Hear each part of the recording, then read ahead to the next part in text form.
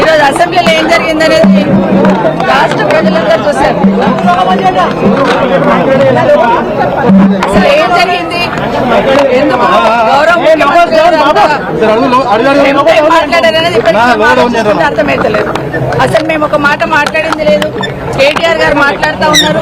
ప్రభుత్వం ఏం చేస్తున్నది, గత ప్రభుత్వం ఏ విధంగా చేస్తున్నారు, ఏ విధంగా తప్పుడు మాటలు మాట్లాడుతున్నారు ఇప్పుడున్న ప్రభుత్వం అనేది లెక్కలతో సహా వివరించే ప్రయత్నం చేస్తా ఉన్నారు. అవన్నీ కూడా వింటా ఉన్నాం. ఎందుకంటే అప్పుల పాలైపోయింది, వృత్తి కడుతున్నాము అనేది తప్పుడు సంకేతాలతో ప్రజలందరికీ తప్పుడు మాటలు మాట్లాడుతూ తప్పుడు ఇన్ఫర్మేషన్ ఇచ్చుకుంటూ హామీలు తప్పించుకునే ప్రయత్నం చేస్తున్నారు కాంగ్రెస్ పార్టీ వాళ్ళు. అదే విషయాన్ని ఈ రోజు గౌరవ మంత్రి గారికి, గౌరవ శాసనసభ్యులు కేటీఆర్ గారు మాట్లాడే ప్రయత్నం చేస్తున్నారు. అసలు ఏంటి బడ్జెట్, ఏంటి, ఎంత ఉంది, ఎంత మిగులు బడ్జెట్ ఉంది, ఇంట్రెస్ట్ కట్టినా వెల్ఫేర్ స్కీమ్స్ ఇచ్చినా కూడా ఎంత డబ్బులు మిగులుతాయి అని చెప్పే ప్రయత్నం చేస్తా ఉన్నారు. అవన్నీ వింటున్నాం మేము కూడా చాలా శ్రద్ధగా.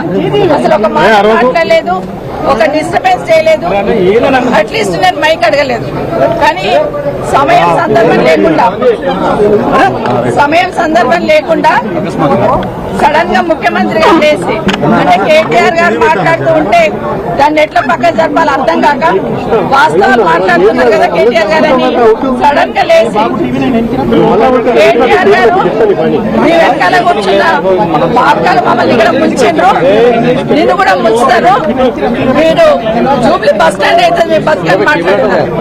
అంటే మహిళలంటే ఎంత గౌరవం అనేది ముఖ్యమంత్రి గారికి అర్థమవుతుంది.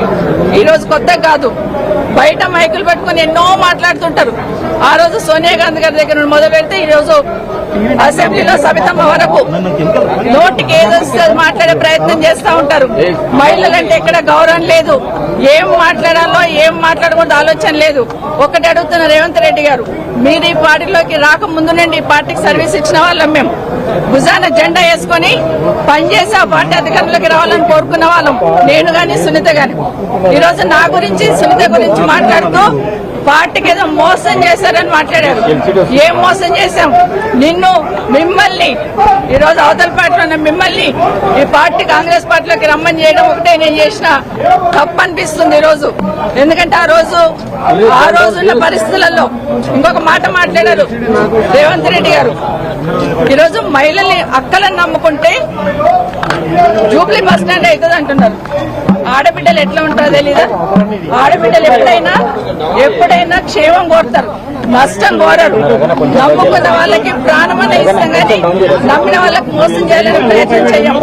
కానీ ఈరోజు ఏదైతే రేవంత్ రెడ్డి గారు మాట్లాడారో, ఒక సునీతమ్మకు సబితమ్మకు జరిగిన అవమానం కాదు ఇది. యావత్ తెలంగాణ మహిళల గురించి మాట్లాడిన మాటలు ఇవ్వండి. ఇప్పటికైనా ఎందుకంటే రేవంత్ రెడ్డి గారు ఒకటి గుర్తుపెట్టుకోవాలి, ఈరోజు ఆడబిడ్డలను అవమానించి ఆడబిడ్డల వ్యక్తిత్వాన్ని అవమానించిన వాళ్ళు ఒక అసెంబ్లీలో ఉన్న మమ్మల్ని మాత్రం అవమానించడం కాదు, అక్కల్ని నమ్ముకుంటే బతుకు బస్ స్టాండ్ అవుతుంది అన్నట్టు మాట్లాడినావు.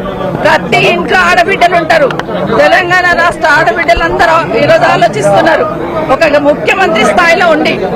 ఎందుకంటే ఈరోజు ఆ స్థానంలో నేను ఈరోజు వచ్చి అసెంబ్లీకి వచ్చి 24 సంవత్సరాల కింద వచ్చినప్పటి నుండి ఆ సీట్ ఏదైతే ఉందో ఆ సీట్ మీద చంద్రబాబు నాయుడు గారిని చూశాను, రాజశేఖర రెడ్డి గారిని చూశాను, రోషయ్య గారిని చూశాను, కేసీఆర్ గారిని చూశాను, కిరణ్ కుమార్ రెడ్డి గారిని చూశాను. ఈరోజు మిమ్మల్ని చూస్తున్నాను. ఈరోజు మీరు ఆ సీటుని అగౌరవపరిచారు. మహిళల్ని కామెంట్ చేసి నిండు సభలో ఆ సీటుకున్న గౌరవాన్ని తగ్గించారు. నిజంగా మీ గౌరవం ఉండాలంటే మీరు బేషరతుగా క్షమాపణ చెప్పండి. ఒక్కటి గుర్తుపెట్టుకోండి రేవంత్ రెడ్డి గారు, ఈరోజు మహిళల గురించి మాట్లాడుతూ బతుకు బస్ స్టాండ్ అన్నారు చూడండి, అది చాలా బాధ అనిపిస్తా ఉంది.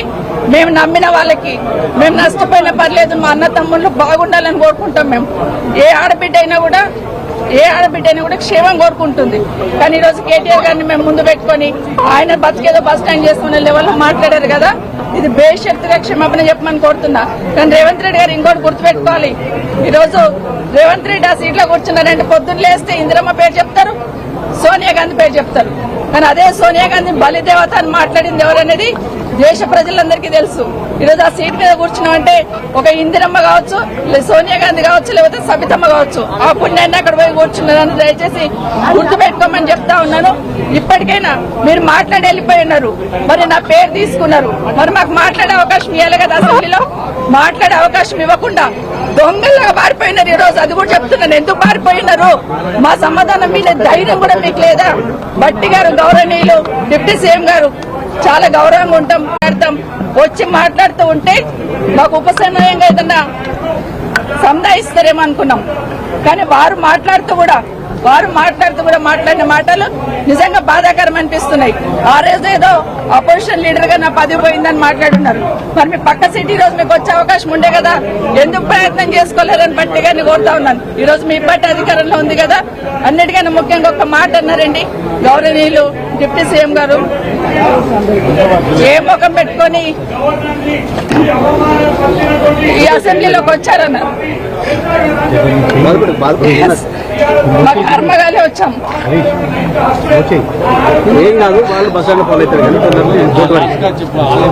ఇది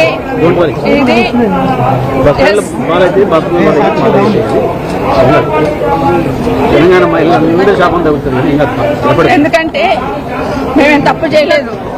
దేశంలో చాలా మంది పార్టీలు మారుతూ ఉంటారు. ఈ రోజు మీ పక్కన కూర్చోబెట్టుకున్నారు. ఎన్నికలు అయిన తర్వాత మీ ప్రభుత్వం అధికారంలోకి వచ్చిన తర్వాత కేసీఆర్ గారి ఇంటి మీద ఉన్న వాళ్ళని కాకి నా ఇంటి మీద వాళ్ళతో కాల్ చేస్తామని మాట్లాడింది ఇదే గౌరవ ముఖ్యమంత్రి గారు. కానీ అదే కేసీఆర్ గారు గెలిపించిన ఎమ్మెల్యేలంతా తీసుకుపోయి మీ పక్కన కూర్చోబెట్టుకున్నప్పుడు నన్ను పార్టీ మారినవని అడిగి అధికారం మీకు ఎక్కడిదని అడుగుతున్నాను. ఆ రోజు నేను పార్టీ మారినప్పుడు విత్ ఇన్ ద పార్టీలో ఏం జరిగింది, ఏ విధంగా మమ్మల్ని మెడబట్టి బయటకు గెంటేశారనేది మీకు తెలీదా అని అడుగుతున్నాను. ఎందుకంటే మాట్లాడలేదు, ఇన్ని రోజులు మాట్లాడలేదు. నేను పార్టీ గురించి ఎవరి గురించి మాట్లాడకుండా నేను కేసీఆర్ గారి నాయకత్వంలో పనిచేయడానికి వచ్చాను. 5 సంవత్సరాలు ఎందుకు మీరు నోరు మూసుకొని కూర్చున్నారు? ఇప్పుడు అడుగుతానండి, మాట్లాడాల్సింది 5 సంవత్సరాలు. ఈ రోజు నేను బీఆర్ఎస్ పార్టీ బీఫామ్ మీద గెలిచి వచ్చున్నాను. ఇప్పుడు నన్ను గురించి మాట్లాడే అధికారం మీకు ఎక్కడిది? ఈరోజు బాగా గుర్తుపెట్టుకోండి, నా కుటుంబానికి ఒక చరిత్ర ఉంది. నిజంగా మాట్లాడాలంటే నాకు 10 నిమిషాలు టైం ఇవ్వాల్సింది. ఆ రోజు నుండి ఈ రోజు వరకు నా జిల్లాలో నా కుటుంబం ఏంటి, నేనేంటి అనేది బాగా తెలుసు.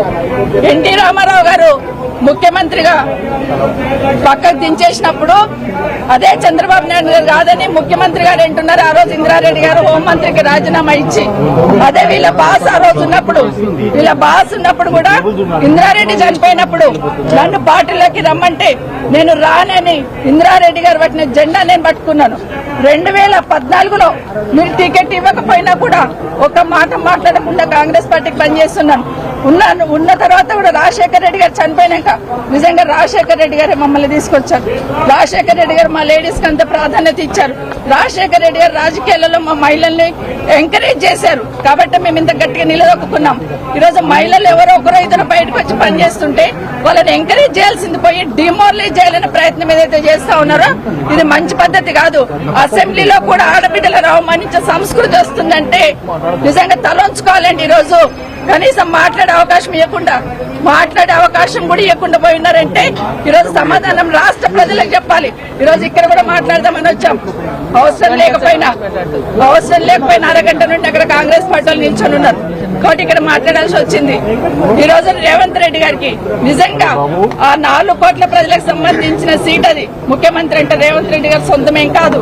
ఆ సీటు గౌరవం పెరగాలంటే ఈ రోజు మీరు క్షమాపణ చెప్పండి.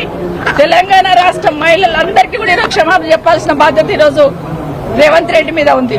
బట్టి గారు గౌరవనీయులు డిప్యూటీ సీఎం గారు మీరు మాట్లాడిన మాట ఏదైతే ఉందో ప్రతి ఇంట్లో ప్రతి ఆడబిడ్డకు తగులుతుందండి.